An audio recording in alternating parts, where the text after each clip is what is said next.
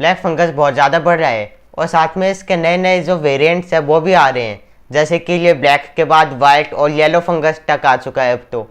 और फिर इसके जो ट्रीटमेंट है वो ट्रीटमेंट क्या हो सकते हैं, और साथ में इसके पास जो एडवाइजरी जारी की है गवर्नमेंट ने, और उसके बाद जो स्टेट्स ने इसका पेंडेमिक डिक्लेयर किया है वो कौन कौन से स्टेट्स हैं, और इसके ट्रीटमेंट में क्या हो रहा है इस टाइम।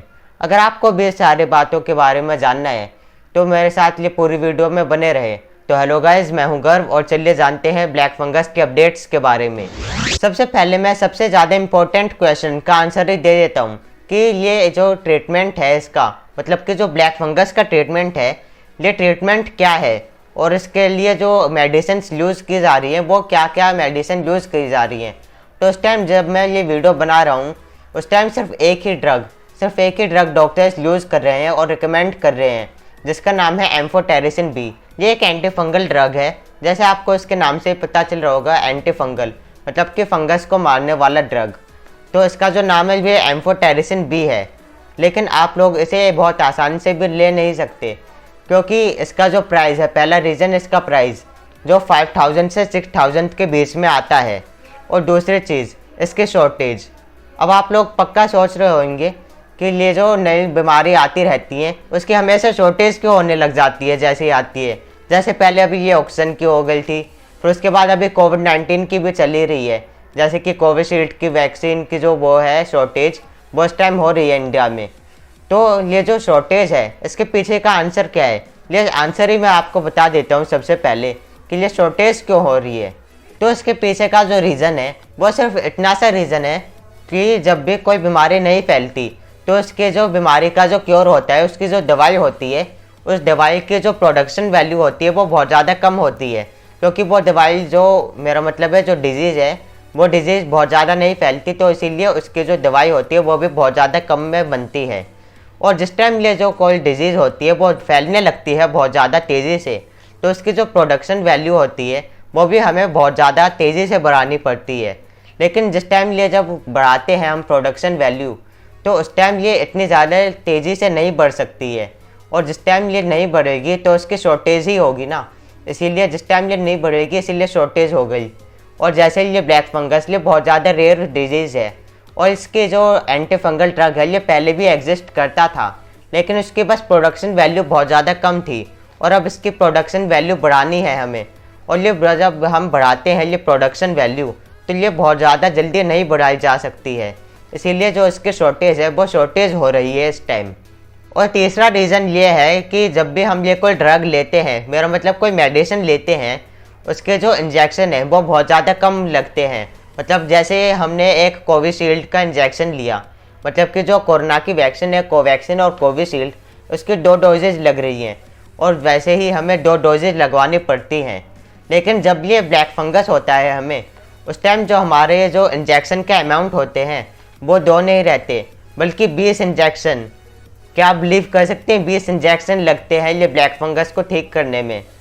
और जब ये 20 इंजेक्शन लगेंगे एक बंदे को, तो देखिए इसकी कितनी ज़्यादा शॉर्टेज हो जाएगी, और इसकी जो प्रोडक्शन वैल्यू है वो कितनी ज़्यादा बढ़ानी पड़ेगी हम लोगों को।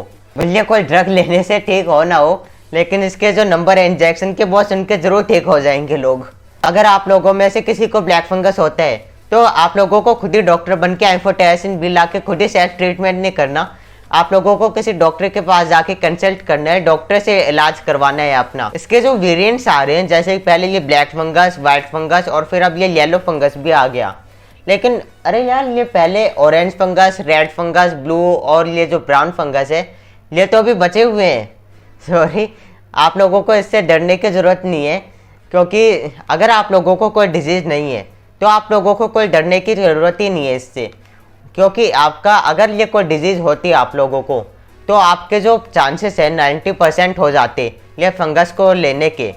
और अगर आपको कोई डिजीज़ नहीं है, जैसे कि डायबिटीज़ या फिर कोई कैंसर या शुगर लेवल, कोविड-19, अगर आपको ये में इनमें से कोई भी डिजीज़ नहीं है या फिर कोई दूसरी डिजीज़ नहीं है, तो आप लोग एकदम सेफ ही हैं। पर अगर आप लोगों को कोई डिजीज़ है, जैसे डायबिटीज़, कैंसर या फिर शुगर लेवल आपका हाई रहता है, या फिर कोई दूसरी डिजीज़ है, तो आप लोगों को इमीडिएटली डॉक्टर से ज़रूर सलाह ले लेनी चाहिए।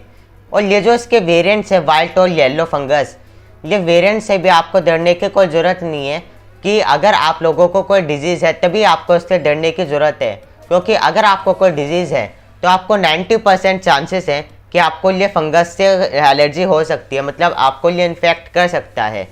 और इसके प्रिवेंशन, इसके बचाव के अंदर आप लोगों को कोई भी कॉन्टेमिनेटेड फूड नहीं खाना और आप लोगों को अपने घर का ह्यूमिडिटी लेवल चेक करते रहना चाहिए। 50% से ज़्यादा नहीं होना चाहिए ह्यूमिडिटी लेवल। और आप लोगों को जो मास्क पहन के रखना है, क्योंकि ये मास्क इसीलिए ज़रूरी है क्योंकि ये मास्क से ही ये कोरोना, मेरा मतलब जो फंगाई है, ये फंगाई मास्क से ही रुकता है, क्योंकि जिस टाइम ये फंगाई फैलता है ये सबसे ज़्यादा एयर से ही फैलता है। और अगर ये हवा से फैलेगा तो हमें मास्क लगाना पड़ेगा उसको रोकने के लिए। लेकिन फिर से अगर आप लोगों को कोई डिजीज़ नहीं है तो आप लोगों को इससे ज़्यादा डरने की ज़रूरत नहीं है। आपके 98% चांसेस है कि आप एकदम सेफ ही रहेंगे। इस डिजीज़ के 8000 प्लस केसेस हो चुके हैं इंडिया में, और कुछ कुछ स्टेट्स ने इसे देखते हुए इसे एक पेंडेमिक, एक महामारी घोषित कर दिया है। और उन सारे जो स्टेट्स के नाम है, वो सारे स्टेट्स के नाम है यूपी, गुजरात, और ये कर्नाटका, बिहार, तमिलनाडु, तेलंगाना, राजस्थान एटसेट्रा। और अगर आप लोगों को इसके जो पूरी लिस्ट है जाननी है तो मैं आपको इसका डिस्क्रिप्शन में लिंक दे दूंगा, आप वहां से जान सकते हैं। डिजीज़ और कोई दूसरी डिजीज़, उन पेशेंट्स को एक स्टेरॉइड्स लेना पड़ता है। और ये जो स्टेरॉइड होता है, ये स्टेरॉइड सिर्फ एक मेडिसिन ही मान लीजिए, ये एक तरह की मेडिसिन होती है जिससे जो हमारा इम्यून सिस्टम है वो वीक हो जाता है। और जिस टाइम ये हमारा इम्यून सिस्टम वीक होता है उस टाइम ही ये जो फंगस है, ये ब्लैक फंगस हमारे ऊपर अटैक करता है। अगर आप लोगों को इसके ऊपर बहुत ज़्यादा डिटेल वीडियो चाहिए तो आप लोग मेरे लिए वाली वीडियो देख लीजिए। इसका जो आपको लिंक है ये आपको आई बटन पे और डिस्क्रिप्शन में भी मैं दे दूंगा। स्टेरॉइड्स के जो ओवर यूज़ है, उस ओवर यूज़ की वजह से सबसे ज़्यादा ब्लैक फंगस फैल रहा है। और अगर आप लोग ये सोच रहे हैं कि अगर ये स्टेरॉइड्स हमारा इम्यून सिस्टम को वीक करते हैं और हमें ये पता है तो हम ये यूज़ ही क्यों करते हैं स्टेरॉइड्स, तो आपका ये सोचना एकदम सही है और आपका ये गलत भी है सोचना। क्योंकि ये जो स्टेरॉइड्स हम यूज़ करते हैं ये कुछ कुछ स्पेसिफिक डिजीज़ के लिए ही यूज़ करते हैं। ये स्टेरॉइड्स टिपिकली एक तरह की मेडिसिन ही होती है जो कि इन्फ्लेमेशन को कम करती है। और ये जो इन्फ्लेमेशन मैंने अभी बोला, ये इन्फ्लेमेशन एक तरह का सिचुएशन होती है जिसमें जो हमारा इम्यून सिस्टम होता है ये अपने ही सेल को, अपने ही टिश्यूज़ को हमारे ऊपर हमला करने लगता है, मतलब हमारी बॉडी के अगेंस्ट वर्क करने लगता है। और अगर ये अगेंस्ट वर्क करेगा तो फिर ये जो डिजीज़ होती है ये डिजीज़ बहुत ज़्यादा फैलने लग सकती हैं। और इसी इन्फ्लेमेशन को रोकने के लिए हम लोगों को यूज़ करने होते हैं स्टेरॉइड्स। और ऐसा नहीं है कि ये जो कोविड-19 है, ये कोविड-19 भी एक इन्फ्लेमेटरी डिजीज़ है, लेकिन एक टाइम आता है जिस टाइम ये कोविड-19 खुद ही इन्फ्लेमेटरी डिजीज़ बन जाती है और हमारा जो इम्यून सिस्टम है वो अपने ही खिलाफ वर्क करने लग जाता है।